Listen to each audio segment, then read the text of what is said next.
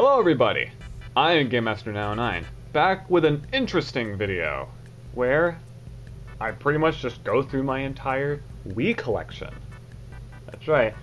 Years ago, I made a whole bunch of collection videos on my YouTube channel, where I would talk about different collections I had, like my Wii game collection, my Wii U game collection, my Amiibo collection, all those videos. Yeah, most of them aren't on YouTube anymore. And looking back, those videos aren't that great. So I thought, hey, why don't I remake them and update them and make them more kind of in tune with my new videos? Because it's been a long time after all. Surely I've improved in terms of YouTube content, right? Let's find out as I go through my Wii collection as of, what's today? July 15th, 2022. So yeah, let's get started. I'll be going in alphabetical order within my entire collection, by the way, starting with AC/DC Live Rock Band Track Pack. A pretty weird game, honestly. I believe I bought this around 2016 when I was getting back into like the Rock Band games, because I think around when Guitar Hero and Rock Band were big, I tried getting into it, but I'll explain why later. But this was one of the games I bought when I was getting back into it, and I actually, yeah, I found this at Walmart, and I was like, well, this seems cool. Like AC/DC songs for Rock Band? I mean, come on.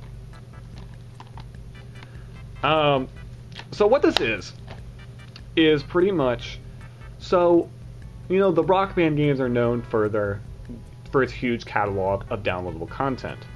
Well, when Rock Band 1 came out, the Wii and PlayStation 2 versions did not support downloadable content. So, they made up for it by releasing these physical track packs that contain around 20 songs each. And if they were available on Xbox 360 and PlayStation 3, which did support DLC, but if you bought these, you could enter in a code and transfer them into a normal Rock Band for free. So that's kind of cool. But I don't think you were able to do that on the Wii, because especially since later on, the Rock Band games on Wii did have DLC. And this was one of them. And this, I believe that out of all the track packs they released, there were 7 of them. This was the only one to have solely exclusive songs, as it's all part of one album that was never released as normal DLC. So this is the only way to get those songs. And I think this one was also a Walmart exclusive. And I think even to this day, I think why I managed to find a copy of it is this game freaking rotted on Walmart shelves.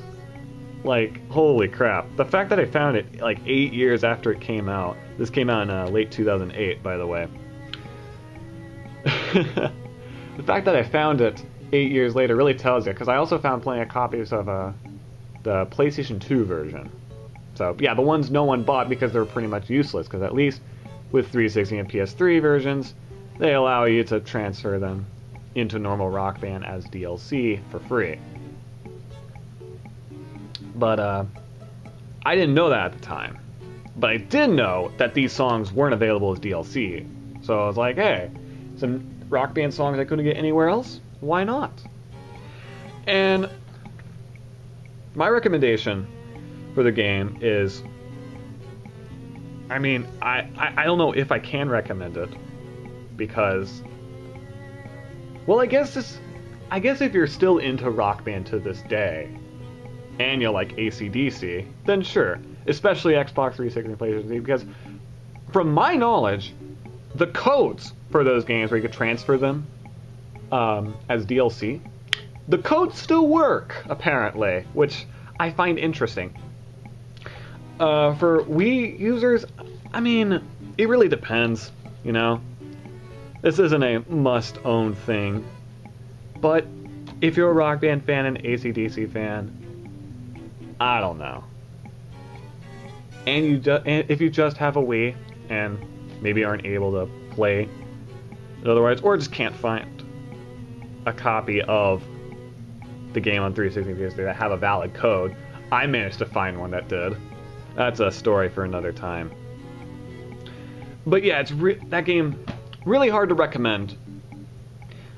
I thought it was fine, but it's just all the game is just more Rock Band. I mean, it's not much to really be surprised about. Anyways, here's Band Hero. Oh god, I got this game. We got this game back in Christmas 2009, which was around when the game came out. This game sucks. It was one of the countless Guitar Hero games released in 2009. And because that was pretty much when the series crashed and burned, thanks Activision. And this might have been the killer of it. I don't know. It probably was. So what this game pretty much is pretty much like a Guitar Hero game aimed more towards families. You can definitely tell because of the E10 rating as opposed to the T rating of most of these games. And of course, I tried having a more pop soundtrack.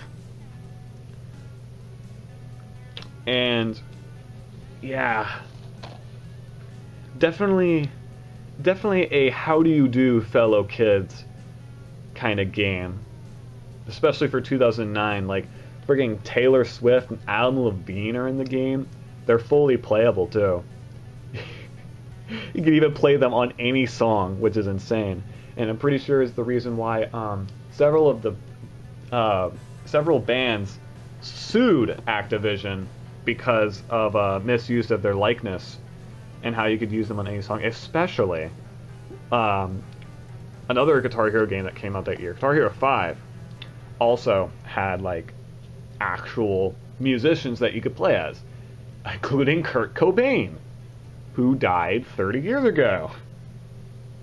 So, and the fact that you could use Kurt Cobain's avatar on any song, that's great.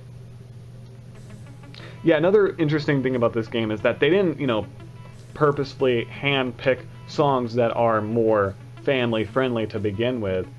What they did was they just took songs like any other Guitar Hero game and censored the hell out of them.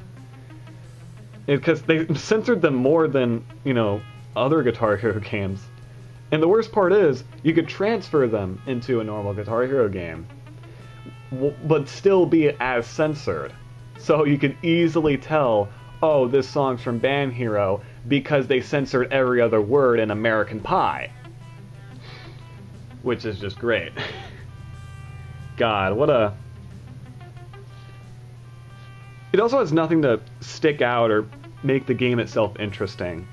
It's just a waste. A waste of money and a waste of development from, I think, Vicarious Visions. Just a waste. Don't buy this game. Do not. There's a reason that this game rots on used game shelves. Or used game store shelves. Anyways, here's Collided with a Chance of Meatballs. This is another weird thing of the 2000s, in that every single major blockbuster film had to have a tie-in video game. And this was one that we got around when it came out, because... Uh-oh. Just noticed. Alcohol reference. Okay. Flintlock, what have you been up to? But, anyways, yeah, this is your very typical kind of movie licensed game to where it's just an action platformer that stars Flint from Collided with a Chance of Meatballs. I don't remember if it's a retelling of the movie. I don't know. I haven't played it in a long time, even though I recorded footage of it for this video. I don't remember playing it too often as a kid. Probably because I had other games to play that were probably more important than this. I don't blame myself, honestly. is that even though this game's not the worst thing out there, I still wouldn't recommend it because I think it's the worst kind of game in that it's average and pretty boring. It's nothing special. Except for the fact that one thing I do remember about the game is that Flint Lockwood would not shut up. He spouts the same lines over and over again through the game, which I think is typical for these kinds of games, but still. Yeah, would not recommend playing it unless you're just curious, I don't know, or a fan of the movie. Whatever. Anyways, here's Disney Infinity for the Wii. In my opinion, a pretty bad port. Now, I actually did buy the Wii version at launch, or I got the Wii version because I didn't pay for these games myself usually at the time. But I was super excited for this game before it came out because I saw advertisements where I was like, holy crap, this game looks awesome. Like a sandbox game starring all my favorite Disney characters. You can even build your own world. It sounded awesome. And of course, it didn't help.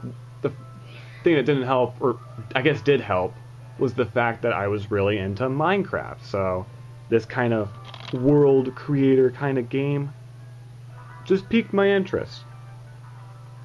Yeah, surprisingly, it wasn't the Toys to Life stuff, it was there, but the main gameplay of the game is why I bought it in the first place. Because it has a toy box mode where you can build anything, and build any kind of world. But I think most people remember this because of the Toys to Life stuff, because it was a competitor to Skylanders, which I think every kid around my age, that was the game they grew up playing. I never got into Skylanders, I'll just say that right now. But I was into Disney Infinity. The Wii version is not that good because of how much they watered down the game to make it run on the hardware. Especially with the toy box mode, because like I said, I was super excited because I was like, whoa, I could build anything. The toy box mode is super limited in the Wii version because you know, the whole concept of it is that you could place you have hundreds upon hundreds of assets that you could place down and screw around with. In the Wii version, they have seven different toy box worlds where you can place down certain things. So you can't even place down anything in any toy box world. You're limited to a certain amount. To where, like, oh, in this world you could place down buildings, and another one you could place down racetrack stuff, and another one, oh, here you could do platforming stuff, and another one you could place down enemies. It's really, really lame. And the other half of the game is the playset mode, where you pretty much go through like a open world adventure based on a specific property. Those aren't much better either because there's not much to do in them. They're mission based, and of course, like I said, they're sandbox based where you go around and do missions for characters. The worlds in the Wii version are so empty. Other than the main story, there's like nothing to do in these. There's not that many there's no side missions usually, and it's dumb. If you're wanting to play Disney Infinity, I would not get the Wii version. Unless a game you're curious or want something to make fun of for being terrible. But, yeah. Anyways, here's Dreamworks Superstar Kartz. I don't remember when I got this game. I think I played it at a friend's house and was like, whoa, this game's cool. Mario Kart with my favorite Dreamworks characters? Holy crap. I've always wanted to play as freaking Donkey from Shrek in a racing game. Holy crap. I think this came out in like 2011. Interesting fact is that this was originally supposed to be a Crash Team Racing game. They were wanting to reboot Crash Team Racing, but it was canceled, and it's game engine was reused for this game. So, yeah. Great. This game's not that good, by the way. Wow, what a surprise. I think I liked it as a kid. But anyways, it's even weirder because they had another Dreamworks racing game just 2 years prior with, I think, Madagascar Kartz. If any of you remember that game? Let's see. This game was also released on the Xbox 360 and PlayStation 3, and the game doesn't look good, and driving isn't that great, especially if you have the Wii remote on its side. I think this game came with a Wii wheel, from my knowledge. Maybe it didn't, I don't know. But yeah, the tilt controls barely worked. It's not responsive. Thankfully though, if you've noticed, you could play the game with a classic controller. That's kind of neat. Not many third-party games had that option, especially of, you know, this quality or budget, like this minor of a release, having classic controller support. That's unheard of. It makes the game a little more tolerable, but it's still not fun. Oh my god, this game's... That's the thing, this game's not fun. If you want to play Mario Kart, just play Mario Kart. Who cares if it has Dreamworks characters in it? Who cares if you could play as Toothless from How to Train Your Dragon in a car? I'm not joking, that's real. You know what else is real? Ice Age Dawn of the Dinosaurs. That's right, this was another, you know, major movie that came out in the 2000s that had a tie-in video game. I think we got this around when it came out because around this time we were nuts for Ice Age. That's right. I do remember seeing the movie Ice Age Dawn of the Dinosaurs in theaters. I even remember owning some of the McDonald's Happy Meal toys for Ice Age Dawn of the Dinosaurs.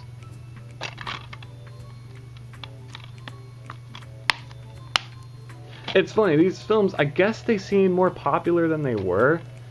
Well, they were popular. That's why they made 6 of them.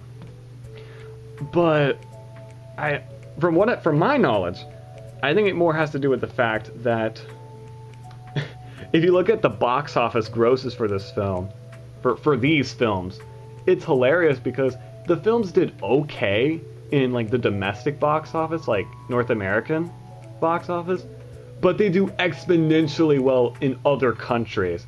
So yeah, North America is not to blame for Ice Age's popularity. The game itself, I don't know if I played through the entire game, but I definitely played through some of it for the sake of this video. But hey, it's Ice Age themed. If you're curious, I guess it's fine to play, but like, if you're looking for something to, you know, actually enjoy, unless for ironic enjoyment, for like, oh, I'll get with some friends to make fun of or whatever, even then it's not that fun to make fun of because it's just an okay game. Like, I don't know. I don't know. Even if you are a fan of Ice Age, I probably wouldn't recommend it. Anyways, here's Jillian Michaels Fitness Ultimatum 2009. This was another thing about the late 2000s, is that I think this game was cashing in on the success of the Biggest Loser TV show, because I think Jillian Michaels was in there. It's funny, because I think there was a Biggest Loser game for the Wii, but this was also on there. And yeah, I think my mom, who was really into the show The Biggest Loser, which is a fitness show, or kind of a reality show as well, where a whole bunch of people try to lose weight. And it's kind of a competition to see who could lose the most weight. Stuff like that. So, apparently, because of the year, apparently there were multiple of these. I think there was a Fitness Ultimatum 2010 as well, but I just have 2009. And after playing it for footage, I think I had played this game beforehand, but dear God, of course, like most fitness games on the Wii, it heavily you can even use the Wii balance board. That's interesting. I don't know if I trust a third-party company like this making a Jillian Michaels game to, you know, utilize the Wii balance board in a fun way, or just in a way in general. Because from what I played, of course these fitness games rely heavily on motion controls. It makes sense, but dear God, the motion controls barely work. Ugh. And also, you may notice from these poses that Jillian's doing, it relies on you a lot of the time, like stretching your arms out while holding both the Wii Remote and Nunchuck. They weren't made for you to do that. Maybe you were holding, like, I don't know, 2 Wii Remotes, or I don't know, 2 PlayStation Move controllers, because I think there was a lot of games on the PlayStation 3 that did that. But of course there's a, you know, you may notice there's a wire between the Wii Remote and Nunchuck. It's not a very long wire, so you can't really do that. But yeah, I would not recommend this game. If you're looking for a fitness game on the Wii, just get Wii Fit. Or, I don't know, Just Dance maybe? You see, the difference is that the Just Dance games are actually decent, and actually utilize motion controls well, because it's in such a simple manner. You hold the Wii Remote and perform choreographies, or routines, based on popular songs. And in this case, I have Just Dance 2. I think we bought this around when it came out. We love this game. I mean, I still say it's probably the best in the series. I don't know. It's either this or Just Dance 1. That's like... Because these are all technically the same games, just with different song lists. I mean, I'd imagine this would be easy to make for that, because it's just, oh, we don't need to introduce any... Well, I guess they could introduce new gimmicks with each one, but the main course, the main entree of the game... I don't know why I said it that way, but the main entree of the game is just... Oh, just have songs that you dance to. But, of course, this might be also the most iconic, because I think it has Boney M. Rasputin. Yeah, you know, the Just Dance song. The one everyone remembers. But, don't get me wrong. It's fun. Uh-oh, Katie's new album, Teenage Dream, in stores now. Interesting. That's not the cover of Teenage Dream. I guess they weren't able to show that. I think this is a pamphlet for DLC. Yeah. Rasputin wasn't DLC. What the heck? Get the bonus downloadable dance to right now. How to do? Get that? Was there a code? Something?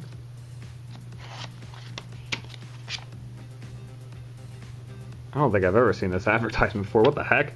Raving Rabbids Travel in Time? I didn't even know that was a game. Okay, well, that's off topic. But yeah, honestly, I would recommend Just Dance 2. Because it's just a fun party game. Isn't that what the Wii is known for? I guess. But if you're into that, Just Dance 2 is definitely one to add to your collection. Me and my family always loved it. Anyways, we also got Just Dance 2014, which I believe came out in 2013. It's funny because I think we got it Christmas 2013, which was the same time I got my Wii U. Yeah, it's kind of funny that, you know, I got my Wii U, and one of the games I got alongside it was a Wii game. Even though it's even funnier because I'm pretty sure Just Dance 2014 also came out on the Wii U. But I think it's because at this time we still actively used the Wii for stuff. So like with this game, oh, we could use it on both. Also, I don't know, maybe my parents just didn't know this game was on Wii U, which is understandable. I mean, Jesus Christ, all of the Just Dance games were on the Wii. I'm pretty sure, I think every single one of them was on the Wii. Up until 2019, of course. And I found a list. There are like 20 Just Dance games on the Wii in total. It's insane. But yeah, it's pretty much the same as Just Dance 2, but with more newer songs. The next edition of the world's #1 dance game. Take that, Dance Central. Anyways. Okay, fun with 1 through 4 players. Hey, wait a minute. The last one said, dance with up to 8 players. Weird. Anyways.